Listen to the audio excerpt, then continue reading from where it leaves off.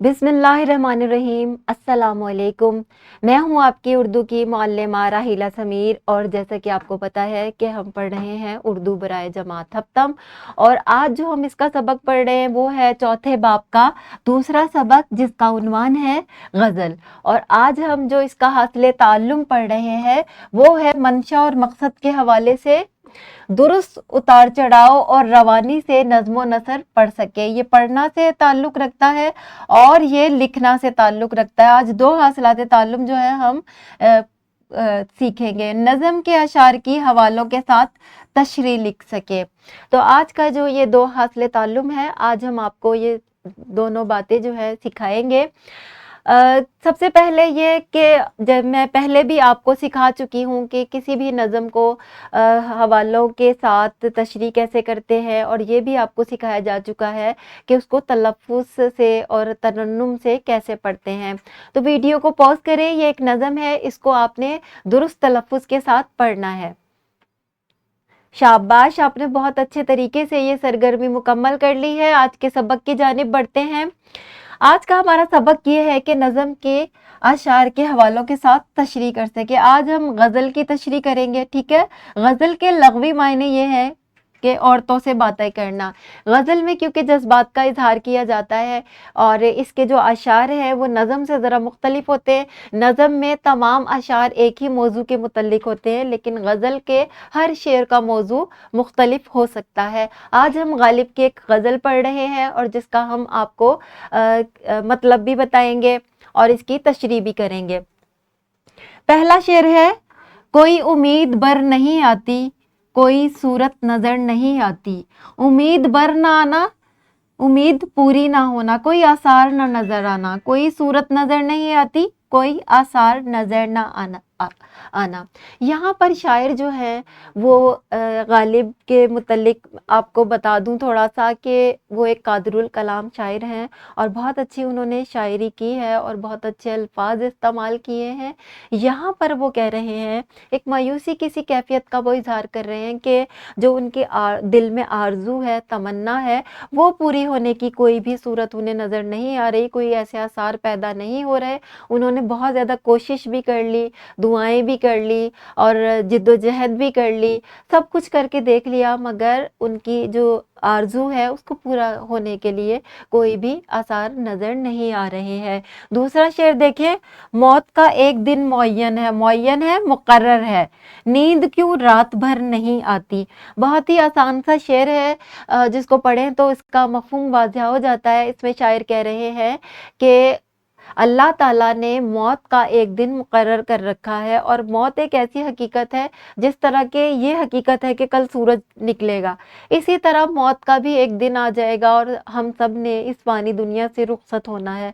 तो शायर को इस हकीकत का पता है, लेकिन फिर भी अगर रात को ख्याल आ जाए तो सारी रात नींद नहीं आती, सारी रात इस तराब और मुसीबत में गुजरती है और एक फ़िक्रात जो है वो घेर लेती हैं कि न जाने ये जान कैसे निकलती है और मौत की सख्ती क्या होती है, कब्र की सख्ती क्या होती है। तो शायर ने यहाँ पर इस हकीकत को बयान किया है कि अगरचे के ये एक हकीकत है लेकिन बहुत ही तल्ख है जिससे नींद उड़ जाती है। और यहाँ पर हम एक कुरानी हवाला भी देंगे आपको कि मौत का एक दिन मुतय्यन है। एक आयत है कुरान मजीद की, कुल्लू नफ्सिन ज़ायक़तुल मौत, और ये सूरह अंबिया में भी है और सूरह आले इमरान में भी है। इसका तर्जुमा ये है कि हर जान को मौत का मज़ा चखना है। ये हवाला आप इसकी तशरीह में इस्तेमाल कर सकते हैं। अगला शेर देखें, आगे आती थी हाले दिल पे हंसी, अब किसी बात पर नहीं आती। अब हाले दिल क्या है, ये जो जज्बात हमारे दिल में पैदा होते हैं, तो गालिब इसी को बयान कर रहे हैं कि जब लड़कपन होता है, जवानी होती है, जो ख्वाहिशात और जज्बात दिल में पैदा होते हैं, बाद में उसका तज्जिया किया जाए तो उस पर हंसी आती है। लेकिन अब जो शायर ज़िंदगी की जिस स्टेज पर पहुंच गया है, जिन मराहिल से वो गुजरा है, तो अब वो इतना समझदार हो चुका है और इतनी तलखियाँ उसने बर्दाश्त कर ली हैं कि अब उसे किसी किसी भी बात पर हंसी नहीं आती, हंसने वाली बात पर भी उसे हंसी नहीं आती। इसी तरह सागर ने कहा था कि सागर सुकून दे गई दिल की कसक हमें, अक्सर खुशी की बात से रंजूर हम हुए। बाज़ औक़ात इंसान खुशी की बात से भी खुश नहीं होता। इसी कैफियत को गालिब ने इस शेर में बयान किया है। अगला शेर देखें, जानता हूँ सवाब तात ओ ज़ुहद। तात किसे कहते हैं? तात कहते हैं इबादत को, ज़ुहद परहेजगारी को, पर तबीयत इधर नहीं आती, मिजाज जो है उस तरफ माइल नहीं होता।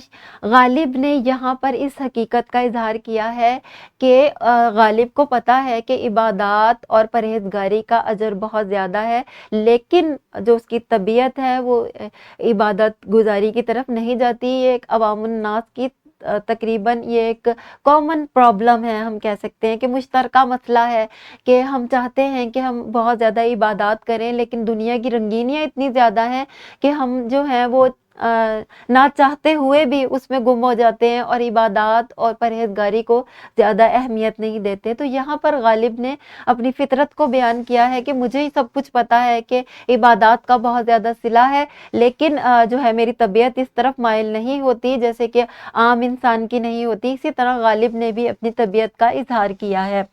अगला शेर देखें, है कुछ ऐसी बात जो चुप हूँ वरना क्या बात कर नहीं आती। यहाँ पर शायर ने ये कहा है कि मैं किसी मसलहत की वजह से चुप हूँ।